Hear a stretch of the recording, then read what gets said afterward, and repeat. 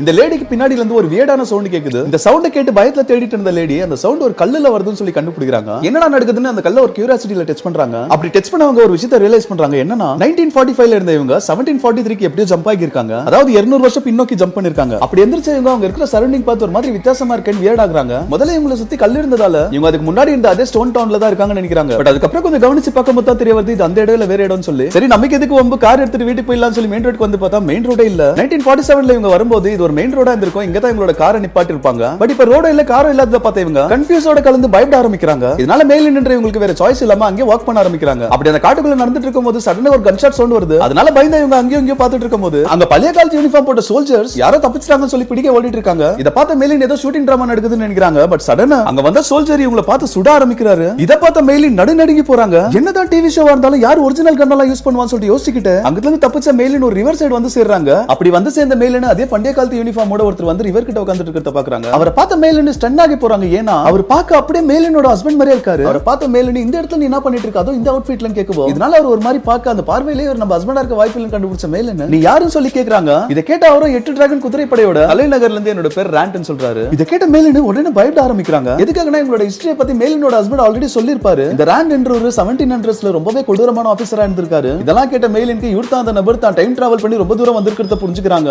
புரிஞ்சுக்கிட்டாங்க எப்படியா சப்ஸ்டிலா நினைக்கும் போது அந்த ராண்ட் என்ற ஆபீசர் எப்படியோ வந்து பிடிச்சிடுறாரு. அப்படி பிடிச்ச அவரோட கண்ணு அவங்க போட்டுட்டு இருக்க வித்தியாசமான ட்ரெஸ்லயும் அழகா இருக்க முகத்தை பார்த்த ராண்ட் அவங்க கிட்ட தப்பா நடந்துக்க முயற்சி பண்றாரு. பட் அதே நேரத்துல இன்னொரு நபர் வந்து மேலினை காப்பாத்துறாரு. காப்பாத்தி அவங்க கிட்ட எப்படியோ தப்பிச்சு மேலினை அவங்களோட கேங் கிட்ட கூட்டிட்டு போறாரு. அங்க இருந்து இவங்களோட கேங் ஒவ்வொருத்தரும் பாக்குறதுக்கே ஒரு மாதிரி பயங்கரமா இருக்காங்க. இதனால முதல்ல மேலின் பயந்தாலும் அவங்களோட அவுட்லுக் இருக்கிற மாதிரி அவங்களோட குணம் இல்லன்றத புரிஞ்சுக்கிறாங்க. அது மட்டும் இல்லாம ராண்ட் இவங்க கிட்ட தப்பா நடந்துக்க முயற்சி பண்ணதால இவங்க ரொம்பவே கைண்டா இருக்காங்க. இவங்க யாருன்னு பாத்தீங்கன்னா இவங்க ஆக்சுவலா ஸ்காட்டிஷ் போராளிங்க. அந்த ரெட் சோல்ஜர்ஸ் எதிர்த்து சண்டை போட்டுட்டு இருக்காங்க. முதல்ல மேலினை பார்த்து ஸ்பையா இருக்கலாம் டவுட் பட்ட அந்த ஸ்காட்டிஷ் போராளிகளோட தலைவர் 2-3 क्वेश्चन கேட்டு அதுக்கான ஆன்சர் கிடைச்சதோ அதுலயே இவருக்கு தெரிஞ்சிருது இவங்க இன்னோசென்ட்னு. அதனால மேலின் கிட்ட நீங்க சேஃபா இருக்கன்னு தோணுச்சுனா இங்க இரு அப்படினா உன்னோட விருப்பம் சொல்லிட்டு போயிராரு. அந்த இடத்துல ஒரு நபர் ஜேமின் இருக்காரு. அவரோட கையெலும்பு இடம் மாதிரி இருக்குதுனோ அதை இழுத்து உட்கார வைக்கிறோம்ன்ற பேர்ல ஒடிச்சிட்டு இருக்கிறத பார்த்த மேலின் அவருக்கு உதவி செய்யறன்னு முன்னாடி வராங்க. ஆக்சுவலா மேலின் ஒரு நர்ஸ் தான். பட் அங்க இருக்க யாருமே நம்பாத சந்தேகத்தோட பார்த்துட்டு இருக்கும்போது மேலின் ஒரு வித்தியாசமான டெக்னிக்கை பயன்படுத்தி கொஞ்ச நேரத்திலே ஜேமியோட அன்லோகேட்டட் ஆம கரெக்ட்டா உட்கார வைக்கிறாங்க. அடுத்த செகண்டே ஜேமி அங்க இருக்கிறவங்கள்ட்ட எனக்கு கொஞ்சம் கூட வலிக்கலன்னு சொல்றாரு. எல்லாம் முடிச்சிட்டு ஒரு துணி எடுத்து கையை கட்டி விட்டு வேலை முடிச்சுன்னு சொல்றாங்க. இத பார்த்து அந்த கேங்க்கு மேலின் மேல ஒரு மரியாதை வருது. அதுக்கப்புறம் ராண்ட் அவரோட சோல்ஜர்ஸ் இவங்களை நோக்கி வந்துட்டு இருக்கிறதுனால இந்த கேங் ஆனது எவ்வளவு சீக்கிரம் முடியுமோ அவ்வளவு சீக்கிரம் அங்கிருந்து கிளம்புறாங்க.